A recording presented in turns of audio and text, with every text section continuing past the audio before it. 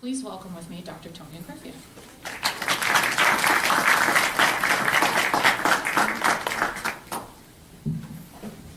Thank you very much for the introduction, and thank the association for giving me the privilege of coming to your beautiful community and area and being with you tonight.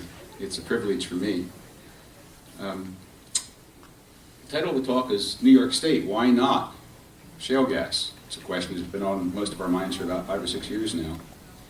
And before we get into the talk, as was just mentioned, I've given many talks on this topic over the last 5 years, well over 100. I stopped counting at 100.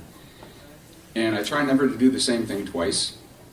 And I try to be both informative and interesting, and I've been accused of being a stand-up comic. See, that didn't even work. So that can't be true about me. But I thought maybe instead of immediately diving into what I have prepared for you tonight, we try something just a little bit different. Professors, after they've been doing it for 37 years, know that eventually you get to a class where if you try something different, they wake up, turn off their cell phones, and listen. So let's try something different. I'm going to ask you right now, without knowing exactly what I'm going to talk about, what would you like me to talk about? And don't be shy. Right? I'm allowed to ask you questions because you're going to get to ask me questions. So just, yeah.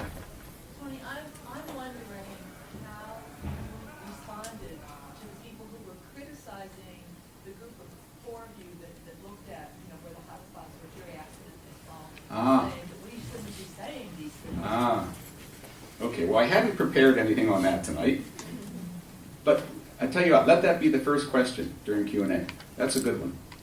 Because it will reveal some really important additional information and data you should know. What would you like to hear about? Two things. Liquefied natural gas, that whole thing, and also about the plan for green energy and for sustainable energy. Good. Okay, so this whole thing about liquefied natural gas, exporting liquefied natural gas so that we can impact the U.S. national balance of trade without affecting energy security by giving away our homegrown energy? Is that the one you want me to talk about? I hadn't prepared anything on that tonight, but I can see what's going to happen during Q&A. Okay, and the second one too, I hadn't prepared anything, but we'll talk about that too. So remember these things. That's important to know, that in addition to what we're going to go through together that I formally prepared, there's some additional interesting stuff that will continue. I understand that we can be here for 8 hours tonight, right? Two. One more. One more. Who makes the final decision about whether this will happen in New York or not? Is it the DEC or the government? Or who's in charge of this? Yeah, who makes the final decision about shale gas in New York? We'll answer that one right now, the governor. So we write to the governor. Among other things, yeah. Yeah, one more, go ahead. So it's the governor, what role do local municipalities play? Do local governments have any say into ban or not? Oh, they certainly do in New York. And let's make sure that's a question we discuss. So I have knowledge, information, expertise in all these additional questions, and you just happen to hit all the ones that hadn't formally prepared anything to talk about, which just goes to show you that I'm always underestimating students at Cornell, and I always underestimate my fellow citizens from New York. You're always way ahead. You're advanced graduate level, and I'm at the senior level here. So let's proceed and see what happens here. So I picked 3 topics, and I'll tell you why. I'll tell you what the topics are, and then I'll tell you why I picked those 3 topics. So each of the topics is first going to be presented to you in the form of what I call an industry myth. I have a right to do that. Okay. And the first one is shale gas development, which involves fracking, is just business as usual. Fracking has been around for 60 plus years in the U.S., so there shouldn't be any new concerns. Why are you worried? It's happened all over the world 4.5 million times. It's happened in North America 2 million times. What is it with New York? And I picked that question because I'm never sure of the level of complete understanding or partial understanding of the whole process of getting gas out of the ground in the market. So this will afford us, it'll be the first topic we talk about, it will afford us an opportunity to get all of you more or less at the same level of understanding of the mechanics, the physics, the chemistry, the technology, the science, and the engineering. Second topic we're going to talk about is one that you're all concerned about because your association is really concerned about water. So another industry myth is that the methane in private water wells was always there. You just didn't know it. We didn't do it. Our wells have 4 or more layers of steel and cement, and our wells don't leak.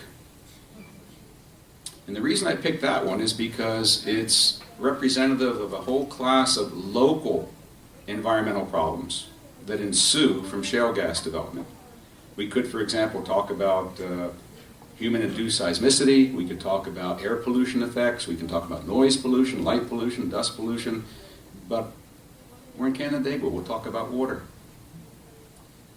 The third one, and again in the form of a myth, methane is a clean fossil fuel. There's never been a more devilish juxtaposition of words than clean fossil. But anyway, methane is a clean fossil fuel. That was the mantra of the industry 4 or 5 years ago, and then they had to clean up their act. And they said, no, methane is actually a cleaner fossil fuel. And methane is the bridge fuel to a green, renewable energy future. And the reason I picked this one is because whereas this one pertains to individual loss, risk of individual loss of a water well, this one pertains to loss, potential loss of everybody on the face of the earth. So this is a local problem, this is a global problem. The scope and scale of these problems are enormously different, and they're equally important. So that's basically the outline of what we're going to do here in a formal way, and then we'll do more during Q&A. So we're going to take each one of these in turn, and I'm going to counter what I read as what the industry says, and you know they say it. They say it in their advertisements on TV. They say it in newspaper articles. They say it in the pseudoscience that they sort of kind of publish. And I'm going to counter it, each one of them. So that's the myth. What's the big deal? It's been happening everywhere. Why can't it happen in New York? The reason why is that it's never happened in New York before. It meaning shale gas development. There's certainly been fracking in New York. There's fracking in New York today. There's no ban or moratorium on fracking in New York. Never has been, probably never will be. What we currently have is a de facto moratorium on shale gas development. Not shale gas fracking, the whole process of shale gas development, which involves fracking. And I'm saying that this process of getting gas out of shale is much more spatially intense than any kind of hydrocarbon development that New York has ever seen. I'll support each of these statements with data and information from the peer-reviewed literature, from government literature, and from industry literature. Everything I show you tonight will have attribution. You'll be able to go find the same information I'm going to show you if you're willing to go find it. And it will come from 3 sources: peer-reviewed literature, government reports, the industry. So it's much more spatially intense. There's a larger heavy industrial impact during and after development than we've ever seen. There's intensified air, water, light, sound, and dust pollution. And you're going to see that shale gas development brings NIMBY to a new meaning. What is a backyard? We're going to redefine what we mean by a backyard tonight. When we get to that second myth about water well contamination, again, I will show you data. Leaking gas wells is a chronic problem. That means it's always happened. The first gas well that was drilled, cased, and cemented was about 1915. So they've been drilling and casing and cementing wells for nearly a century. And they've been leaking. So it's a chronic problem. It's a ubiquitous problem. That means it happens everywhere. Russia, the United States, China, Mexico, offshore, onshore, gas wells, oil wells, water wells, geothermal wells. You punch a hole in the ground, you have a risk of its leaking. It's a well understood problem. I will show you voluminous data from the industry itself, where the industry talks to itself and says, we've got this problem of leaking wells. We don't know how to fix the problem. Let's talk more about it. This problem is also, I will show you, unresponsive to so-called tough regulation. Here's my attempt at stand-up humor for the first time. Tough regulations include the 10 Commandments. Are we sort of kind of impervious to tough regulations? The existence of regulations doesn't mean that nothing bad will happen. And this problem is causing loss of private water wells at an increasing rate. The problem isn't getting better, it's getting worse. So that's the outline. I'll start with a statement of the myth. I'll come back with my statement of what I think the reality is, and then I'll support that statement of reality with data information from the sources I mentioned. We got it? We on track? Let's dive in. First one. Oops, forgot methane, clean fossil fuel. We'll get to that one. All right, so why is shale gas development in New York not business as usual? I told you this is a primer. For those of you who are not quite sure exactly how the whole process works, this is a primer, so I'm going to take it slow. This is an image created by a well-known gas operator, Chesapeake. And this is an artist's conception of about a 4 square mile area on the surface. And it shows a pad. A pad is an area where there's going to be drilling and fracking. It shows another pad, and another pad. It doesn't show one pad. It also shows for each pad more than one well. There's never been a pad in New York State that had more than one well. So that's new. It also shows that from each pad, in this case, this particular artist's conception, there are 6 wells. They start off going more or less vertically, and then they deviate.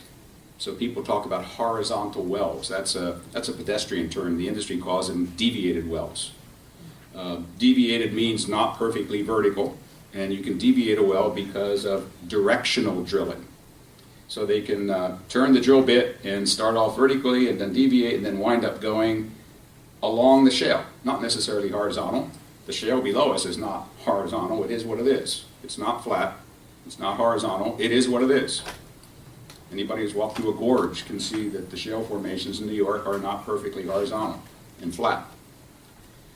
So the reason I'm showing you this is the absolutely technically and economically necessary process for the industry to develop shale gas anywhere. This picture applies to the Bakken shale oil field in North Dakota, the Eagle Ford in South Texas, the Barnett in Texas, the Haynesville, the Fayetteville, the Marcellus in West Virginia and Pennsylvania. Anywhere you go, you'll see this pattern. It's called clustered multi-well pads using high-volume long laterals. The geology of the shale demands this process for reasons we'll discuss in a few minutes. So, every pad has multiple wells. The pads are going to be mostly about 2 miles apart in the direction of the laterals and about 1 mile apart perpendicular to the laterals. And there are profound geological reasons why that must be the case. If this doesn't happen, companies can't make any money. So get out of your mind the idea that we're talking shale gas development in New York. It's just like every other thing. Any one of the 100 wells I passed on my trip up here from Ithaca, little fire plug out in the middle of the field with a 500-gallon polypropylene condensate tank. No, that's not what we're talking about. This is what would happen in New York, because I'll show you it is what's happening every place else that there's shale gas and shale oil developing. And all that is dictated by geology. And we'll get more into that in a minute. All right, so how would this work in New York? Well, if shale gas well is permitted in New York, we have the same kind of geology with shale. We have to do clustered multi-well pads. So an operator, in this case Chesapeake, went to the DEC office in Avon and applied for a permit to develop shale gas wells. These are maps taken from 2 different permits. And the company, in this case Chesapeake, said, okay, we want to declare this to be a spacing unit. Spacing unit. Let's see, let's go back a slide. A spacing unit must be this area right here, because this pad is going to have 6 wells, and those 6 wells are going to attempt to get as much gas as they can out of that area, which is roughly a square mile. Got it? That's what it looks like underground. This is what the map on the surface would be. There's 1 square mile, 640 acres. And then they would put a pad more or less in the middle. In this case, they wanted to drill 5 wells in that direction and 5 wells in that direction. That's how it works in New York. Subject, of course, to geology and leasing. How would it look if we were to map forward in New York? Let's go a little bit south of here. Here's an area of New York State that you'll recognize. Here's Oneonta, here's Otsego, a little bit southeast of here, over the Marcellus. And in the ideal situation where landowners all agreed, or 60% of the land owned by landowners agreed, because of forced pooling, also known as, in New York State, what's forced pooling called? Compulsory integration. The ideal situation would look like this. Each one of those yellow rectangles would be a spacing unit. Each red square would be the location of a pad, and from each pad there would be multiple wells drilled. So since there's gas supposedly everywhere here, and gas is the warehouse, you drill as many wells as you can to get as much gas out as you can. And that's the most efficient process. It's been developed over the last 15 years, and that's what's happening in Pennsylvania, and that's what would happen in New York. To prove to you that it's what's happening in Pennsylvania, I will show you 2 maps. This is a map of Tioga County, Pennsylvania. You know, you go more or less straight south of here. Here's the New York-Pennsylvania line. This is heaven. This is hell. Man. Come on, come on. This is a map that was generated by Shale, and it shows all of their lease holdings in Tioga County. What do you notice? Look at these black rectangular things with dots in them. Those are spacing units. In Pennsylvania, they're not called spacing units, they're called development units. But Shell got leasing permission from hundreds or thousands of landowners, and this is what Shell wants to do in Tioga County, Pennsylvania. Notice that they're all more or less north-northwest, south-southeast. They're all about a square mile. It's not happenstance. Let's go 1 county east in Pennsylvania. There's Bradford. Again, here's New York, here's Pennsylvania. You see the same pattern. In this case, every color here represents a different operator, not just Chesapeake, not Cabot, but a bunch of operators. But the same thing. Every one of these things is more or less a rectangle, more or less a square mile. Each one has a pad in the center, and they're all oriented the same way, north-northwest, south-southeast, because geology rules. Just to remind you, the myth we're working on is we've done it every place else, and it's been done 4 million times. Why not New York? That's the title of my talk. Because nothing like this has ever happened in New York. And it hadn't happened in Pennsylvania until 2007. And it's different. It's not the same kind of shale gas, not the same kind of gas or oil development that we've ever seen. It's shale gas development in this case, and that makes it more spatially intense. Do you know what I mean now when I say spatially intense? There ain't going to be any space left. Every 2 miles in that direction, there's going to be a pad. Every mile in that direction, there's going to be a pad. And this is what a pad would look like. This is a typical pad, southwestern Pennsylvania, early last year. It's not 1 acre. This is a multi-well pad. 1, 2, 3, 4, 5, 6, 7, 8, 9 wells. This is during fracking, so the drilling of those wells has occurred, and each well is being fracked in succession. You can see a lot of the equipment that you've come to know about. Sand trucks, chemical trucks, frack water tanks, waste pit, pumper trucks, condensate tanks. So large clearage of trees, big area, and that doesn't happen in a week. How long does it take to drill a well in Pennsylvania 5,000 feet down, 10,000 feet out? We've never seen anything like that in New York. Typical well in New York, of the 40,000 oil and gas wells that have been drilled, might take a week, 2 weeks. But if you're going to drill 9 of them on this site, and each one's 3 miles of drilling, you're talking months of drilling. And they won't necessarily drill all 9 wells in succession. Depends upon financing, capital, equipment, personnel. So they could be on that site for years. drill a well now, drill another one next year, drill another one the year after that. In the meantime, they're not recovering the pad. They're not replanting it. It looks like that until they're done. Fracking, each well might take a few days to frack and then weeks to flow back, during which you're going to see flaring.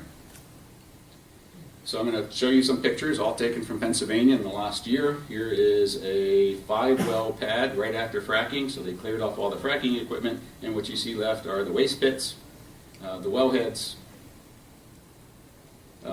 This is a 7-well pad. I'll let you figure out how many thousands of trees they removed to excavate. Every tree lost is a minor battle loss in the fight against climate change. And in this case, 3 large waste pits, lots of road building. There is a lot of what I call ancillary infrastructure that makes this different. Again, the myth we're exploring is, why is this different? It is different. Well pad, well pad, well pad, house. We just redefined backyard. Frack wastewater pit, compressor station. Do you need compressor stations? Yes, you do. It's a geological fact that the gas that comes out of shale well, on the first day is coming out at very high pressure. It's been wanting to get out for 330 million years, and it's been trapped down there. And now we just punched 1 or 10 holes from a pad, and that gas really wants to come out at 400 or 500 pounds per square inch. A year later, it's coming out at 50 pounds per square inch. The volume goes down, the pressure goes down. But the pipeline, the transmission pipeline that's going to take the gas in those wells to New York City or Boston, operates at 1,000 pounds per square inch. So they have to pump up the pressure of the gas coming out of the wells so it can enter the pipeline. That's what a compressor station does. Every 50 wells needs a compressor station. Compressor station has pumps. I'll show you what a modern compressor station looks like and the kind of pumping that happens. If the gas that comes out is wet, that doesn't mean it has water in it. It means it has natural gas liquids in it, like propane, butane, ethane. All those have to be separated out. They all have a value on the supply chain. So this is a processing unit, also known as a refinery. Southwestern Pennsylvania has oil, pentane, ethane, propane, butane, and methane. They burn off the methane, separate all the other stuff out, and it goes to its markets. But you got to separate it. Waste disposal. Fracked fluid waste. You don't have very many choices of what to do with it. In Pennsylvania, a lot of it goes to temporary impoundments. These are man-made ponds. What you can see here, these white disturbances are fountains. So they're pumping the fluid into the air so that the liquid evaporates. It means you have less liquid to have to eventually transport off this site to some permanent disposal area. What's a setback distance? I'm asking a rhetorical question here. What is a setback distance? And what should your home be set back from if the whole process is more than just drilling a well? I'm going to let you think about that for 3 seconds, then I'm going to answer the question. If the proposed regulations in New York for shale gas development, which of course were never approved, but had they been approved, they would have specified setback distances from your home from a well site of 500 feet. How about the setback distance from an impoundment? Wasn't mentioned. How about a setback distance from a compressor station, a processing unit, a pipeline, a pig retrieval point? No, not oink oink. A pig is an electromechanical device that is pushed into a pipeline periodically to inspect the pipeline. To do that, they have to open up the pipeline and relieve the pressure. And when they do that, high pressure gas comes out for a few hours. Very noisy. So setbacks, you got to be careful about your regulators understanding that you want to be set back from all processes, the whole works. Especially flares, because if you're living in this house at night, you better keep your shades down. And you better be wearing noise cancellation earphones, because that's 120 dB. That flame is 200 feet high, and it will burn for up to 2 weeks. 24/7. Noisy, bright, and it's burning methane and other hydrocarbons and causing the usual things that you get when you burn hydrocarbons. I mentioned compressor stations. This was an early design when there were relatively few wells in northeastern Pennsylvania. This is a 3-unit. Each one of those contains multiple 9,000 horsepower centrifugal pumps. There is no noise abatement wall around this one. These are very noisy and they emit methane. Here's a current design. Each one of these contains multiple 9,000 horsepower pumps. And here's the manifold. So these are not small things. These are spatially intense, heavy industrial activities that are fundamentally necessary to economically produce shale gas because of the geology of shale. And that's what makes everything different. And that's what would make it all different than anything we've ever seen in New York. I'll skip talking about the processing units. They're obviously not small. So, summary. Shale gas and oil development requires a large number of large, multi-well, clustered pads and significant ancillary infrastructure, none of which we've ever seen in New York. It's all new. So thank God, 2008, then Governor Patterson and a few environmentally concerned citizens got together and said, this is so new, we're going to do something in New York we're legally entitled to do that Pennsylvania couldn't do. We have a State Environmental Quality Review Act on the books. Pennsylvania didn't. West Virginia certainly doesn't. Ohio didn't. We were lucky. We had a law on the books, and the governor decided to make the law work.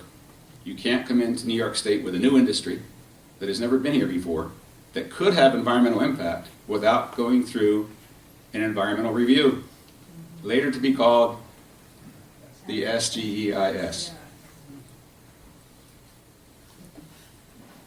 Okay, what is this business? We're still on the first myth. I keep saying geology rules.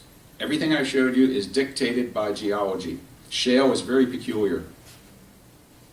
Shale is the last kind of rock left on the face of the earth that we're trying to get hydrocarbons from.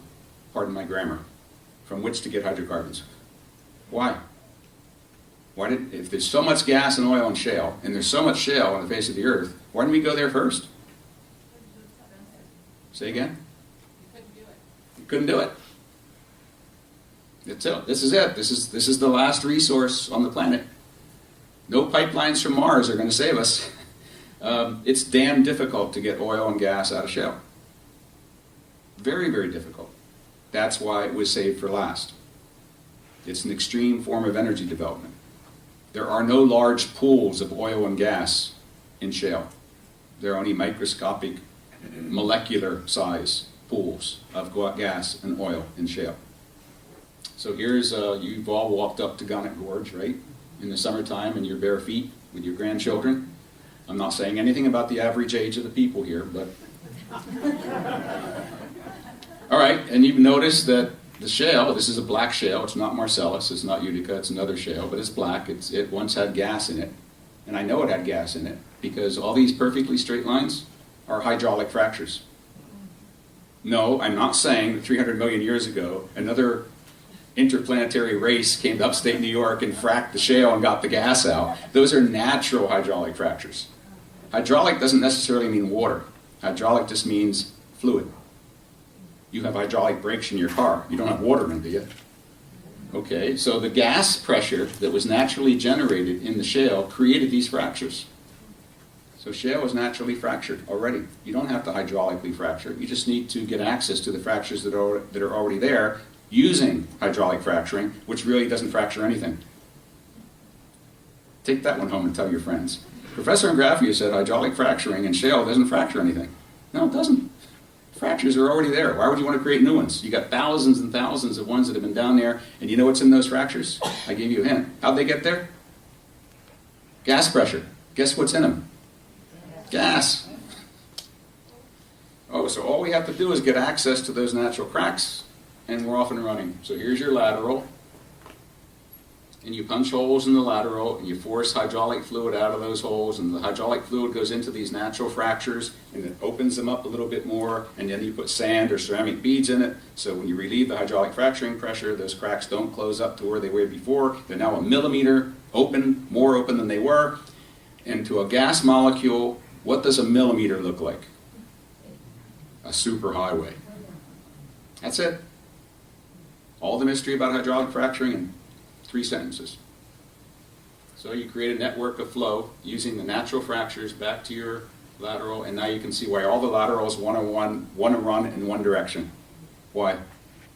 Because if you know the direction of the natural fractures, you run the laterals in the direction that intersects the most of them.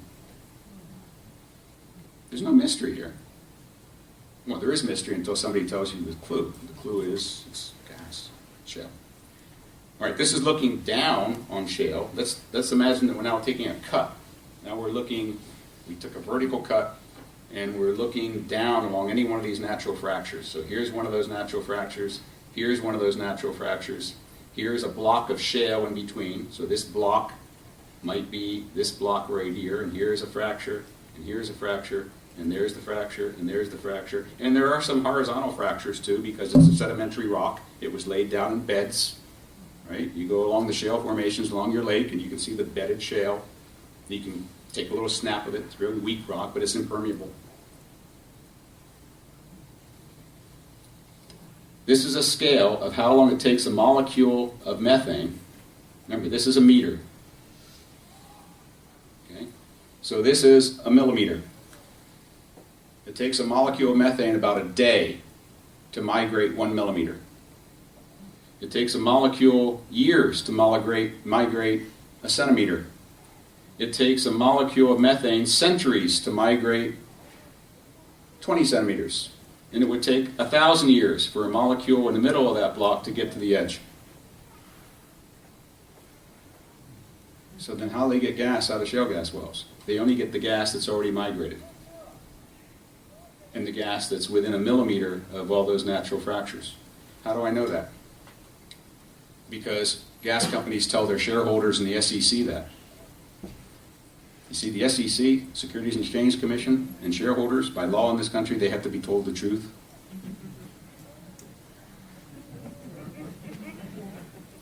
Okay? So it's required by the SEC that companies reveal the fundamental mechanisms of the products or services that they market. Here is the fundamentally most important chart, graph, document that I can show you tonight if you really want to understand all ends of the shale gas business. So can I spend a minute on it?